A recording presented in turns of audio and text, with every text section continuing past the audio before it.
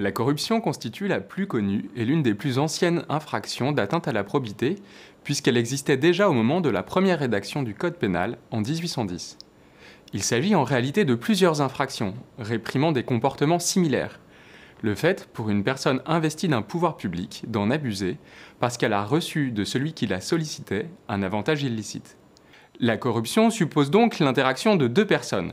D'un côté, le corrupteur, qui essaye d'obtenir illégalement une décision publique, et de l'autre, le corrompu, le plus souvent un agent public, un élu ou une personne chargée d'une mission de service public. Il existe dans le Code pénal de nombreuses formes de corruption. La corruption entre entreprises ou entre personnes privées, la corruption d'un fonctionnaire étranger, la corruption pour manipuler le résultat d'un événement sportif, ou encore la corruption de magistrats.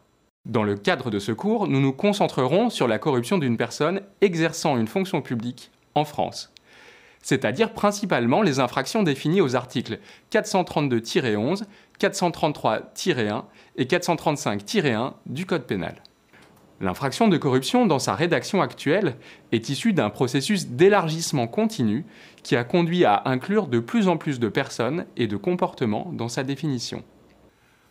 Première question que l'on doit se poser selon le Code pénal, quelles sont les personnes qui sont susceptibles d'être corrompues? La définition légale fait entrer dans le champ de l'infraction 3 catégories de personnes. Premièrement, l'ensemble des élus, qu'ils disposent d'un mandat national ou local, qu'ils appartiennent ou non à l'exécutif territorial. Deuxièmement, les personnes dépositaires de l'autorité publique. Cette expression vise tous les agents qui disposent d'un pouvoir de décision et de contrainte, que ce pouvoir soit permanent ou temporaire.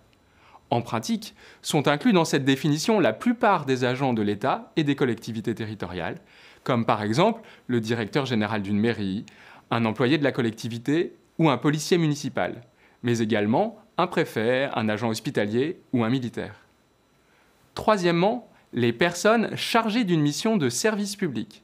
Ce sont celles qui exercent une mission d'intérêt général sans disposer d'un pouvoir de décision ou de contrainte propre. Il s'agit par exemple d'un inspecteur d'un réseau de transport ou encore d'un agent de l'URSSAF. Deuxième question que l'on doit se poser selon le Code pénal, quel acte est susceptible de constituer un fait de corruption? On distingue deux types de comportements. Premièrement, ceux qui sont commis par le corrupteur. On parle alors de corruption active, car l'infraction punit le fait de solliciter un décideur public. Selon le Code pénal, l'acte de corrompre peut prendre la forme d'une proposition faite au décideur public, qu'elle soit formulée directement ou indirectement. Elle peut se traduire par un don, par exemple une somme d'argent ou des cadeaux, mais également par de simples offres ou promesses. D'une manière générale, la loi vise tout avantage, quel qu'il soit. Il faut bien sûr que ces sommes ou cadeaux aient été versés hors de tout cadre légal. L'infraction est commise également lorsqu'un particulier accepte de rémunérer illégalement un agent public. L'exemple le plus connu de corruption est le versement d'un pot de vin ou d'un bakchich.